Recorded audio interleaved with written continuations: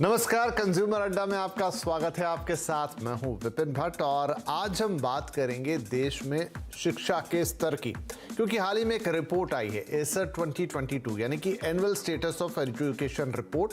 ये रिपोर्ट सालाना बेसिस पे हर साल आती है और ये रिपोर्ट कुछ चौंकाने वाले तथ्य बता रही है। इसका कहना यह है, खासतौर पे ये रिपोर्ट की गई है या ये सर्वे किया गया है छोटे बच्चों पर, क्लास फर्स्ट सेकंड थर्ड जो प्राइमरी स्कूल के बच्चे होते हैं। और ये रिपोर्ट कहती है कि पहली कक्षा के जो बच्चे हैं उनको गणित के बेसिक स्किल्स नहीं आते, उन्हें अक्षर पढ़ना नहीं आते। पहली दूसरी तीसरी के बच्चों को, बहुत कम बच्चे हैं जो शब्द पढ़ पाते हैं। और इस तरीके से ये रिपोर्ट कहती है कि जो पढ़ाई लिखाई का स्तर है, जो स्किल सेट होना चाहिए छोटे बच्चों के अंदर, वो गिर के चला गया है 2012 के भी नीचे। बहुत हद तक ये रिपोर्ट देश के ग्रामीण इलाके पे फोकस करती है, लेकिन वैसा ही शहरी इलाकों का भी हाल बताती है। और साथ में एक बात और ऐड करती है, ये कहती है कि बच्चों की ट्यूशन पर निर्भरता बहुत ज़्यादा बढ़ गई है। बच्चे अब ट्यूशन पे बहुत ज़्यादा डिपेंड हो चले हैं। कोरोना काल में ये चलन ज़्यादा बढ़ा और कहती है कि अब तो कक्षा 1 से 8वीं तक के 1/3 से ज़्यादा बच्चे ट्यूशन जाते हैं अपनी बेसिक चीज़ों को पढ़ने के लिए। तो यही आज हमारे सारे सवाल होंगे, क्योंकि ये बात तो चिंता जगाती है कि बच्चे स्कूल में कर क्या रहे हैं। तो आइए आज के शो की शुरुआत करते हैं। हमारे साथ जो मेहमान जुड़ रहे हैं उनका तारुफ मैं आपसे करवाता हूं। हमारे साथ हैं उनिका मेहरोत्रा, जो कि प्रिंसिपल है कालका पब्लिक स्कूल की। बहुत बहुत स्वागत है आपका। हमारे साथ है सौरभ अग्रवाल साहब, जो कि फाउंडर है माधवराव सिंधिया पब्लिक स्कूल के, और साथ ही हैं हमारे साथ दिल्ली पेरेंट एसोसिएशन की प्रेसिडेंट अपराजिता गौतम। आप सभी का बहुत बहुत स्वागत है। तो अनिका जी, क्या ये रिपोर्ट आपको भी चौंका रही है? नॉट रियली विपिन जी, बिल्कुल चौंका नहीं रही। बिकॉज जब कोविड के बाद बच्चे स्कूल में आए थे, हम हैरान रह गए थे उनकी अप्रोच देख के। राइटिंग एबिलिटी खत्म हो गई थी। To eye contact between the blackboard and the copy was so difficult कि हमें बड़े मुश्किल हुई पूरे साल भर उनको एक दोबारा से कनेक्ट बनाने के लिए। इसलिए मैंने तो अपने स्तर पे, क्योंकि एक अथॉरिटी भी होती है, तो करिकुलम को बहुत हमने रीडिफाइन किया विपिन जी। तब जाके एक एबिलिटी और दोबारा फॉर्मेट बच्चों को लाना पड़ा। एक साल की बहुत ज्यादा स्ट्रगल रही हमारी। ये तो मैं बात करूँ आधुनिक और मेट्रोपोलिटन सिटीज की। जो अगर गांव का रुख देखें तो सर, ऑनलाइन शिक्षा किस प्रकार से दी गई थी। टीचर्स वर नॉट रेडी, वो प्रिपेयर्ड नहीं थी किस ढंग से पढ़ाना है। ए बी, पेरेंट्स भी अलर्ट नहीं थे कि जो स्कूल का पेडागॉजी होती है, पढ़ाने का तरीका होता है, वो पेरेंट्स को नहीं पता था। ट्यूशंस या एक सपोर्ट सिस्टम उनको नहीं मिल रहा था।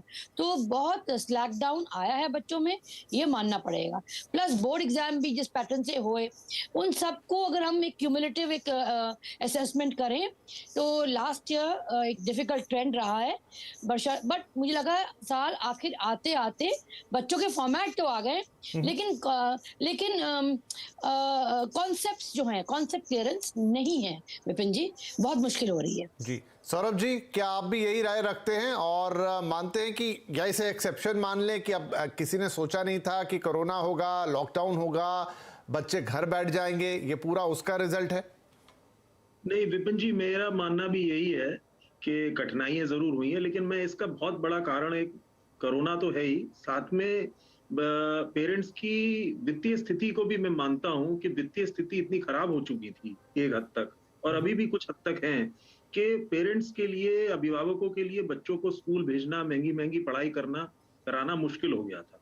तो उनकी मजबूरी ये हो गई थी कि घर पे बैठ के बच्चों को पढ़ाना, और पढ़ाना, देखिए जो टीचर पढ़ा सकता है, जो गुरु पढ़ा सकता है, वो शायद उतनी अच्छे से पेरेंट्स नहीं पढ़ा सकते।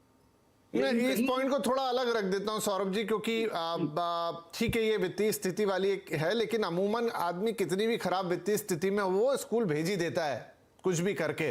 तो जब स्कूल पहुंच रहा है और वहां पर ये अलग अलग आंकड़े हैं कि सिर्फ 12% बच्चे जो हैं वो शब्दों को पढ़ पाते हैं, करीब 50% बच्चे अक्षर पहचानते ही नहीं, छोटे बच्चों की बात हो रही है, करीब 40% के आसपास 1 से 9 की गिनती नहीं समझ रहे हैं। उनिका जी ने एक रीजन दिया उसका, और वो बात हमारी समझ में भी आ रही है, बट मुझे यही लग रहा है कि क्या एक्सेप्शन है, क्या आप जब रेगुलर पढ़ाइयाँ शुरू हो जाएंगी या हो गई हैं तो ये वापस से जो रिपोर्ट कहती है 2012 के भी नीचे चला गया स्तर, वो वापस से थोड़ा जगह पे आता हुआ दिखाई देगा?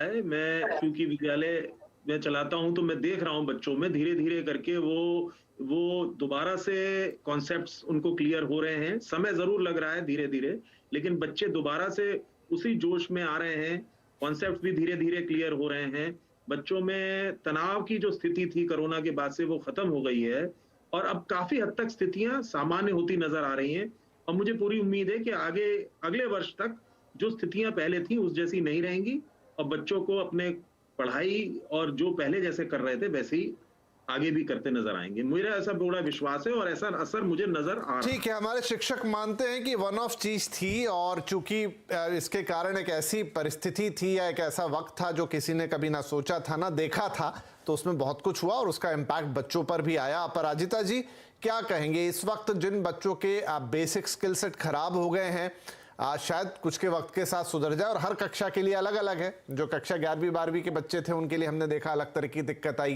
ये बात कर रहे हैं बिल्कुल प्राइमरी स्कूल के बच्चों की, जहां पर आपकी एजुकेशन की शुरुआत होती है, आपकी नींव रखी जाती है। क्या ये नींव बिगड़ चुकी है या फिर हम इसे संभाल लेंगे? जी, अगर हम प्राइमरी की बात करें तो जैसे आपने बोला नींव रखी जाती है, तो मैं तो नर्सरी और केजी और क्लास 1 जिसने पहली बार स्कूल देखना था, उन बच्चों की तो नींव ही नहीं रखी गई थी। उनकी नींव तो ऑनलाइन के थ्रू हुई है सारी की सारी। तो वहां पर जहां पे स्कूल प्रीमाइसेस में टीचर की देखरेख में बच्चा तरीके से पेन को पकड़ना सीखता है। मैं ऑल इंडिया बेस पे बात कर रही हूँ, ये अच्छे स्टेट या मतलब गांव के हिसाब से बात नहीं कर रही हूँ, पूरे लार्जर पर्सपेक्टिव में बात कर रही हूँ। तो बच्चा पेन पकड़ना सीखता है, उसको चलाना सीखता है, क्योंकि बहुत सारे लोग हैं जो खुद पढ़ना लिखना नहीं जानते। तो जो मैं लेबर क्लास की बात करूं, वो नहीं जानते पढ़ना लिखना, तो वहां सबसे ज्यादा लॉस हुआ। और हम भी ये जानते हैं कि डिजिटल डिवाइड के चलते एक ये उन बच्चों के साथ लॉस हुआ है जो डिजिटल डिवाइड के चलते भी पढ़ नहीं पाए थे। तो उन बच्चों की तो नींव ही नहीं बनी ना। आप आते हैं हम प्राइवेट स्कूलों में पढ़ने वाले बच्चों की, जिनके माता पिता थोड़ा सा समय लगा सकते थे। माता पिता भी एक हद तक समय लगा सकते थे, क्योंकि हम और आप जानते हैं वो समय माँ बाप के लिए भी ऐसा था कि वो वर्क फ्रॉम होम भी कर रहे थे। तो ऐसे समय में घर के साथ सामंजस्य बिठाना एक अभिभावक के तौर पे अगर मैं अपनी बात करूं, कामकाज के साथ सामंजस्य बिठाना, घर में रहते हुए ऑफिस का काम करना, ऊपर से बच्चों को पढ़ाना, ये बहुत मुश्किल था। और सबसे बड़ी बात है, बच्चों को पढ़ाने का एक पैटर्न होता है, वो नॉर्मली पेरेंट्स नहीं जानते, वो थोड़ा बहुत होमवर्क करवा देते हैं। और आप इसमें देखिए, आपके इस आंकड़ों में मैं जो कुछ पॉइंट्स मैं बताना चाहूंगी, जैसे फाइनेंशियल स्टेटस खराब होने की वजह से सरकारी स्कूलों की तरफ गए। आप देखेंगे 14 से 18 के बीच में, जहां 64.9 था 2014 में, 2018 में 65.6 हुआ, 1% का भी पूरी तरह से नहीं बढ़ा। वहीं 22 में आते आते करीबन 80% हो गया। इतना बड़ा जंप क्यों हुआ? क्योंकि प्राइवेट स्कूलों में पढ़ाने वाले जो पेरेंट थे, फाइनेंशियल प्रॉब्लम आई तो उन्होंने सरकारी में डाल दिया। अब आप ये सोचिए, प्राइवेट स्कूल का बच्चा जिसने 2 साल कुछ नहीं पढ़ा, वो वापस जीरो पे आ गया, उसको सरकारी में जाना पड़ा, वो नए माहौल पे अभी तक सामंजस्य बैठा रहा होगा। दूसरा, अगर हम आंकड़ों की बात करें तो यहाँ पर हम ये देख रहे हैं कि बच्चियों की संख्या बहुत कम हो रही है। जी, इशू है। तो काफी विस्तार, बहुत सारे पॉइंट्स पर ये नजर डालती है, लेकिन मैं थोड़ा इसको इस बेसिक स्किल्स के आसपास रखना चाहता हूं। ओनिका जी, एक जो चीज और ये हाईलाइट करती है रिपोर्ट बड़े पैमाने पे, वो है ट्यूशन। इस रिपोर्ट के मुताबिक ट्यूशन कल्चर बहुत ज्यादा बढ़ गया, बड़े पैमाने पे बच्चे ट्यूशन पे डिपेंड हो गए हैं। और ट्यूशन ऐसा नहीं है कि उनका कोई स्किल सेट बढ़ा रहा है, वो ये है कि जो शायद स्कूल में नहीं हो पा रहा है, बस वो उतना कहीं मैच करने की कोशिश ट्यूशन में कर रहे हैं। क्या ये चीज सही हो रही है? विपिन जी, बहुत ही वैलिड पॉइंट है, और इसलिए हम लोग हमेशा पेरेंट्स को ये ओरिएंटेट करते हैं कि मिनिमाइज करिए ट्यूशंस को, और स्कूल पे भी वो बैलेंस बनाना चाहते हैं। देखिए, सिर्फ बोलने भर से नहीं होगा कि ट्यूशन मत पढ़ाइए। हमें क्या करना पड़ेगा विपिन जी, कि जो स्कूल में पढ़ाया जाता है वो पैटर्न इतना सिंप्लीफाइड हो कि जो बच्चा मेजरली लर्निंग जो होती है वो स्कूल में हो जाए, और थोड़ा बहुत रिफ्रेशमेंट जो रिफ्रेश बच्चा कर सकता है वो घर पे हो। इसलिए वो जो एकेडमिक्स है, जो करिकुलम है विपिन जी, उसको ब्लेंडेड फॉर्म में हमें रखना ही पड़ेगा। अगर हम एक रोड लर्निंग के तहत जाएंगे तो बच्चों को कॉन्सेप्ट क्लियर होगा नहीं। जब कॉन्सेप्ट क्लियर नहीं होगा तो फॉल बैक कहीं तो करेंगे। घर जाके आफ्टर 8 आवर्स ऑफ टीचिंग, 8 घंटे वो हर प्रकार की सब्जेक्ट पढ़ते हैं, EVS, Hindi, math, science, moral science, ऐसे करिकुलम और गेम्स, और कंप्यूटर लैब्स में भी जाना है, स्पोर्ट्स भी खेलना है। बहुत कुछ हो रहा होता है, समय कम होता है, और टीचर्स और स्कूल का ये रहता है कि करिकुलम को हम बस खत्म करें। 20-20, 22-22 चैप्टर्स होते हैं। जिन जिन प्रिंसिपल्स ने अपना ये ब्लेंडेड फॉर्म कर दिया है, जिन्होंने करिकुलम को रिफाइन और रीडिफाइन किया है, उन्होंने तो बच्चों को ठीक ट्रैक में ले आए हैं। जो सिर्फ पैटर्न वाइज चलते चले जा रहे हैं without assessing the child, corona के बाद का फेज जो है वो प्रिंसिपल्स और एकेडमिशियंस ने बहुत अच्छी तरह से हैंडल किया है, ताकि कॉन्सेप्ट्स क्लियर हो जाएं। लेकिन अफसोस ये है कि बहुत से स्कूल सर बस वही ढर्रे में चल रहे हैं, बस उन्होंने करिकुलम कंप्लीट करना है। उससे बच्चा कहाँ जाएगा? घर पे।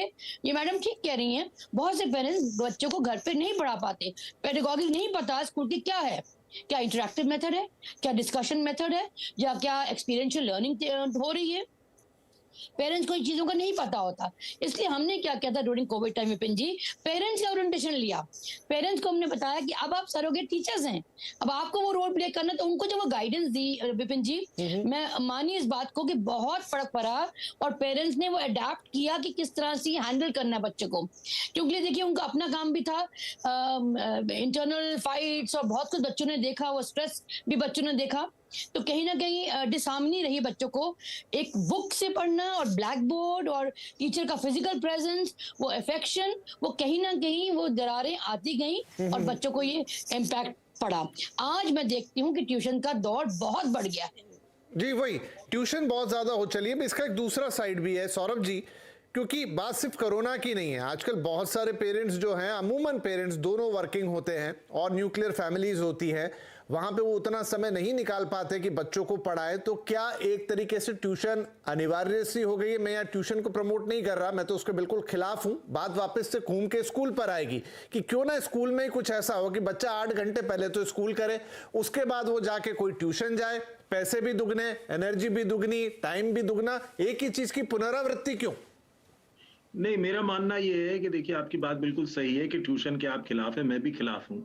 अगर स्कूल में प्रॉपर एजुकेशन मिल रही है, अगर उसको पढ़ाई ठीक से हो रही है, तो ट्यूशन की आवश्यकता मेरा मानना नहीं है। ये एक मिसकॉन्सेप्ट है आजकल की सोसाइटी में कि कोचिंग से, ट्यूशन से बच्चा ज्यादा परिपक्व हो जाता है और ज्यादा पढ़ लिखता है, या कॉन्सेप्ट ज्यादा उसके क्लियर हो जाते हैं।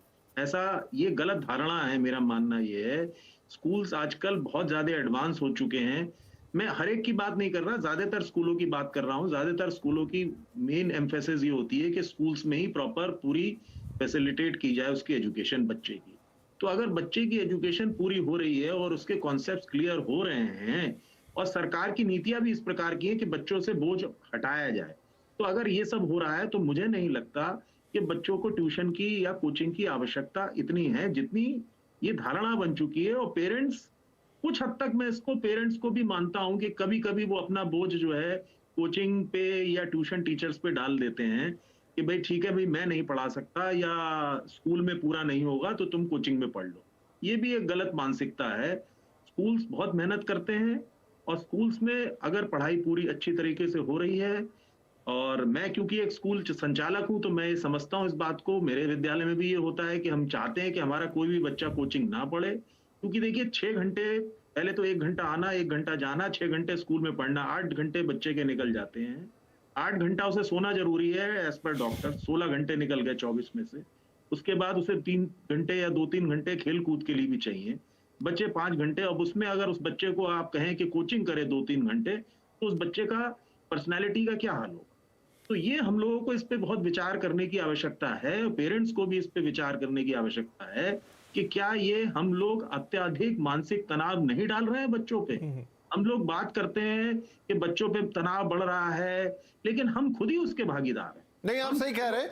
एक बड़ा सवाल होगा, बहुत थिन सा ये पॉइंट है या लाइन है कि अगर पेरेंट्स के पास टाइम नहीं है तो क्या उसका अल्टरनेट यही है कि वो उन्हें ट्यूशन भेजे, क्योंकि बच्चे को घर पे भी थोड़ा बहुत तो रिवीजन करना है, आके स्कूल की चीजों को दोहराना तो है, या स्कूल से ही उसे कुछ ऐसे इंस्ट्रक्शन मिले जिसे वो कर ले। और बहुत छोटा बच्चा जो कि प्राइमरी स्कूल का बच्चा, उसमें खुद की इतनी समझ नहीं होती कि वो आए अपना प्रॉपर रिवीजन करे और करे, तो वहां पे क्या होगा, क्या होती है इसमें पेरेंट्स की राय। एक छोटा ब्रेक लेता हूं और फिर ये वाकई में थोड़ा क्लिष्ट मामला है, इस पर चर्चा को आगे बढ़ाएंगे। Welcome back. आज हम पूछ रहे हैं ऐसी पढ़ाई किस काम की भाई, क्योंकि annual status of education report यानी एसर 2022 ने कुछ चिंताजनक बातें हमें बताई है कि बच्चे जो कि प्राइमरी स्कूल के बच्चे हैं उनके बेसिक्स बहुत कमज़ोर हो चले हैं। हालत ये है कि 2012 से भी स्तर खराब है, बच्चे अक्षर नहीं पढ़ पाते, शब्द नहीं बना पाते और गिनती को भी नहीं समझ पा रहे हैं। कोरोना एक हद तक उसके लिए जिम्मेदार हम मान रहे हैं, लेकिन क्या कुछ और चीज़ें हैं जिन पर ध्यान देना ज़रूरी होगा। अपराजिता जी, ब्रेक से पहले बात हो रही थी ट्यूशन की और मैंने कहा था बड़ी फाइन लाइन है। जो अभी का दौर है, अभी का वक्त है, पेरेंट्स हैं, न्यूक्लियर फैमिली हैं, दोनों वर्किंग हैं, बच्चा स्कूल में पढ़कर आया, उसके बाद घर पे थोड़ा बहुत रिवीजन और थोड़ी बहुत पढ़ाई की तो ज़रूरत पड़ती है। देखिए, हम सब ने भी उसी पैटर्न पे पढ़ाई की, हालांकि स्कूल बहुत बदल गए हैं पहले के मुकाबले, लेकिन अब उसका अल्टरनेट ट्यूशन बन गया है। बहुत सारे लोग सिर्फ देखा देखी में ये करते हैं, बहुत सारे लोगों के पास वक्त नहीं होता, बहुत सारे लोग उस चीज़ पर कभी सोचते ही नहीं है। क्या दिक्कत है? मैं यहाँ पर आपसे दो चीज कहना चाहूंगी। पहला ये, अगर हम छोटे बच्चों की बात करें, हम नर्सरी और केजी के बच्चों की बात करें, लॉ जो आया है उसके अनुसार उन बच्चों को तो होमवर्क ही नहीं मिलना चाहिए। उनकी जो पढ़ाई है वो भी स्कूल में खेल कूद के जरिए होनी चाहिए। अब मैं बात करती हूँ उससे बड़ी क्लासेस की। अब जो भी समस्या होती है बेसिकली देखिए घूम फिर के आती है पेरेंट्स पे। मैं आपको चाहूंगी एक दो एग्जांपल देख के आपको ये बताने की कोशिश करूंगी कि क्यों जरूरत पड़ती है पेरेंट्स को ट्यूशंस लगवाने की।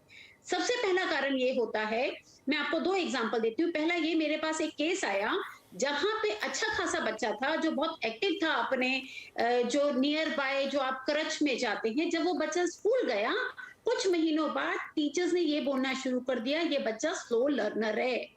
इतना डिप्रेशन में डाल दिया पेरेंट्स को कि उनको लगा उनका बच्चा बहुत ज्यादा स्लो लर्नर है, आगे भविष्य में कुछ नहीं कर पाएगा, क्योंकि स्कूल की तरफ से डॉक्टर्स को दिखाने की बात हुई। जब बाई चांस उनकी हमारे से बात हुई तो हमने कुछ उनको पॉइंट्स बताए जिसमें पेरेंट्स ने फॉलो किया।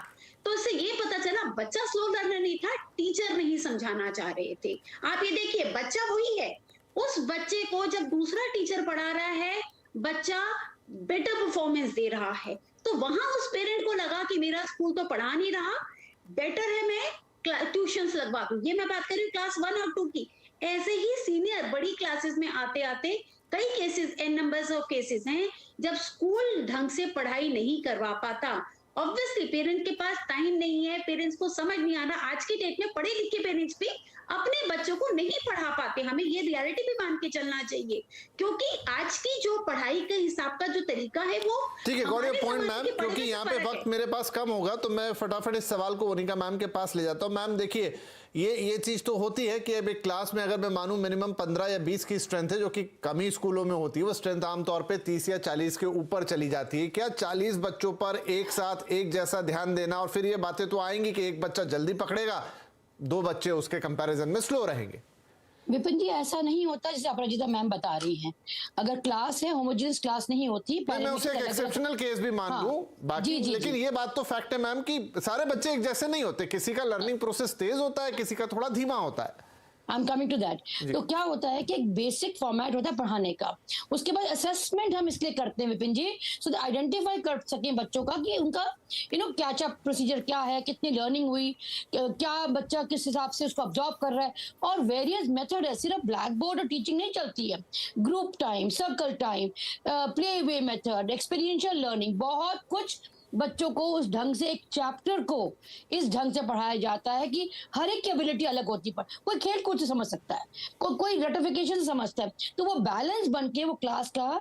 तभी मैंने कहा विपिन जी, पेडागॉजी बहुत मैटर करती है, किस ढंग से वो चैप्टर पढ़ाया जाता है। इसलिए जब चैप्टर की तैयारी होती है, टीचर पहले से ही उसकी पूरी शीट तैयार होती है कि इस चैप्टर कैसे पढ़ाया जाएगा।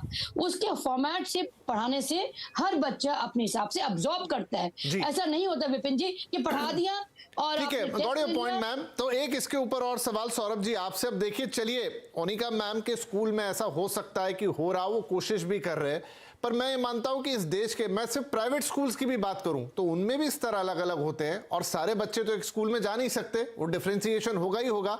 फिर वहां पर इकोनॉमिक कैपेबिलिटीज भी आएंगी जिसका आप जिक्र कर रहे थे, तो फिर वो पैरिटी कैसे लाएंगे हम? देखिए, मेरा मानना यह है कि स्कूल्स पे अगर हम भरोसा करें, बहुत बेसिक बात यह है कि स्कूल्स पे अगर पेरेंट्स ट्रस्ट करें। अभी मैडम ने एक बात कही कि स्कूल्स नहीं पढ़ा पाते हैं या ऐसा होता है, ऐसा नहीं नहीं, है। वो एलिगेशन नहीं है, लेकिन ये जरूर होता है कि सर्टेन टाइम 30-40 बच्चे हैं तो उस पर एक जैसा ध्यान तो नहीं जाएगा, और यही लगता है पेरेंट्स को कि ट्यूशन में तो मेरे बच्चे को पर्सनल वो मिल रहा है। मैं उस डायकोटोमी की बात कर। मैं विपिन जी, मैं आपकी बात से इत्तेफाक करता भी हूँ, नहीं भी करता हूँ, दोनों बातें हैं। कि बाप की बात ये कुछ हद तक सही है कि 40 बच्चों पे एक साथ ध्यान नहीं दिया जा सकता, एक्सेप्शंस हर जगह होते हैं, लेकिन इसका मतलब ये नहीं है कि बच्चे बिल्कुल सीख नहीं रहा। एक्स्ट्रा क्लासेस जैसी चीज भी स्कूल्स में होती है। आजकल सरकार की तरफ से प्रावधान है, जो भी कमजोर बच्चे हैं उनके लिए एक एक्स्ट्रा क्लासेस लगाई जाए, और मेरे ख्याल में ज्यादातर स्कूल्स, मेरे यहाँ तो होता है, मुझे नहीं मालूम बाकी जगहों का, कि एक्स्ट्रा क्लासेस लगाई जाती हैं जो थोड़े से कम या स्लो लर्नर्स, जिनकी आप चर्चा अभी कर रहे थे, उनके लिए एक्स्ट्रा क्लासेस लगा के उनकी भरपाई की जा सकती है और की जाती है ज्यादातर स्कूल्स में। तो ऐसा नहीं है कि आप बच्चे को, अगर आप बच्चा स्लो लर्नर है तो वो ट्यूशन से या कोचिंग से ही ठीक हो सकता है, उसको स्कूल में भी ठीक किया जा सकता है।